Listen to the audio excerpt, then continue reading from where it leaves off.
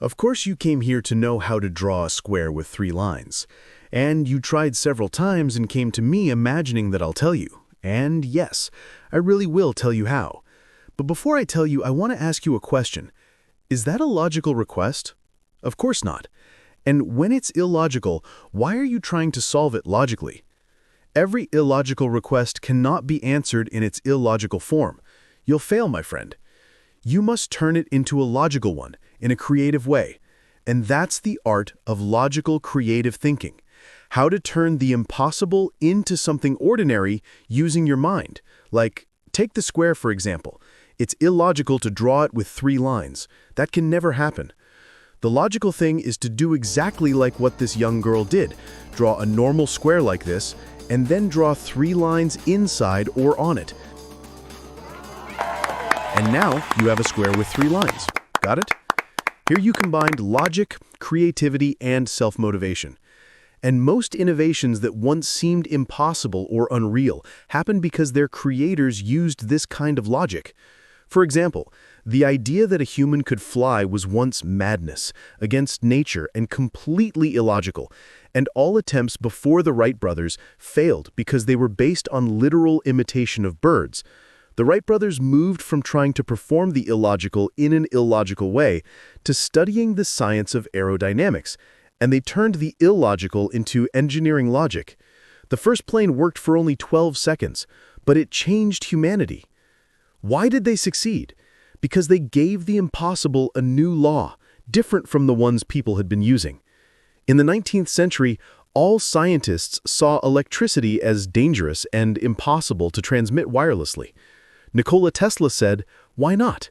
If nature transmits it through lightning, then we can imitate it."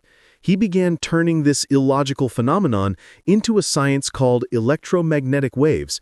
Today, all Wi-Fi networks, signals, and wireless charging are built on his ideas that were madness at the time. He didn't deny the illogic, he explained it. And that's the difference between madness and genius. In 1969, when the U.S. Department of Defense invented the ARPANET network, the goal was only to exchange data between 4 universities. The idea that the entire world could communicate at the same moment, it was beyond imagination and logically rejected because devices were different, speeds were weak, and cables were limited. But a group of researchers said, what if the information itself broke into small parts that could travel through any path? That idea became the logic of the internet.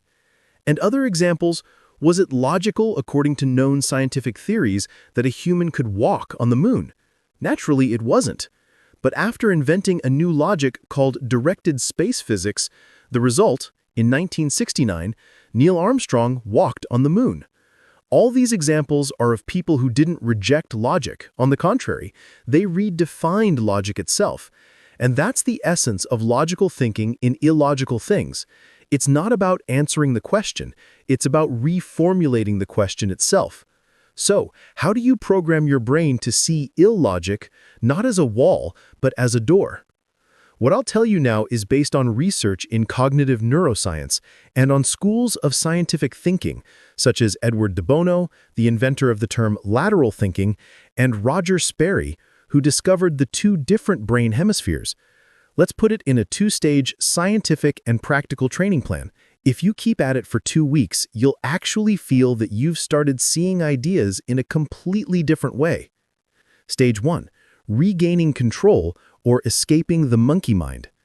Look, this expression, monkey mind, is an old psychological term used in behavioral neuroscience to describe a certain state of chaotic automatic thinking. The monkey mind is the part of your brain that jumps from idea to idea without pause or real thought, just like a monkey jumping from tree to tree. It activates automatically when you're afraid, stressed, or facing something illogical. And it happens to you often, when you're in a real situation and can't think properly at that moment, but later, when you're calm, you wonder why you didn't think that way before. Because simply, the one who was working then was your monkey mind. Modern science links this state to overactivity in a region called the amygdala, located deep in the brain within the limbic system. The amygdala is responsible for fear, anxiety, quick emotional reactions, and automatic defense, the fight or flight response.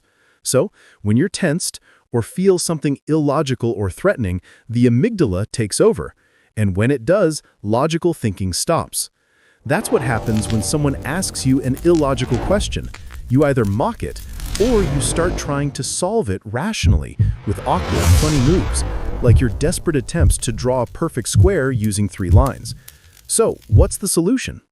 You must train yourself, during stress, fear, or when facing illogic, to quickly escape the dominance of the monkey mind and regain control from the primitive emotional part of your brain, the amygdala, to the thinking and logical part, the prefrontal cortex.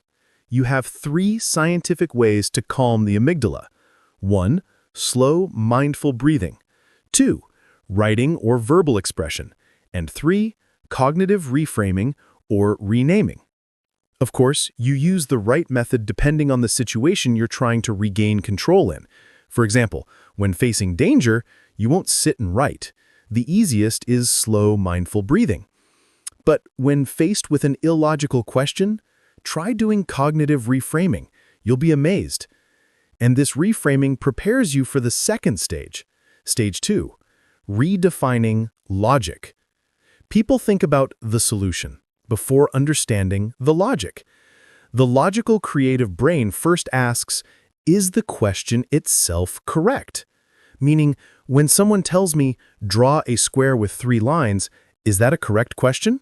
No, it should be, draw a square with 3 lines on or in it. Or when someone says, let me fly like a bird, is that correct? No, because you're not a bird.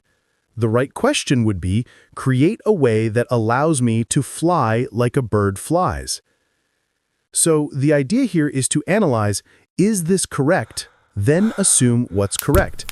And this process of analysis breaks what's called cognitive fixation, or mental attachment to one idea, and it opens new pathways in the prefrontal cortex responsible for analytical thinking. Now you've regained control and redefined logic. And every time you practice redefining logic, your brain creates new ways of understanding. And that's the difference between an ordinary person and an inventor, or an artist, or a scientist. What's in this for you? That you understand every great discovery began with one question. Could I be understanding this wrong? From that moment, the world changes, not because truth itself changed, but because someone decided to redefine logic. Maybe the impossible in front of you today just needs you to ask yourself, is it really illogical, or have I just not discovered its logic yet?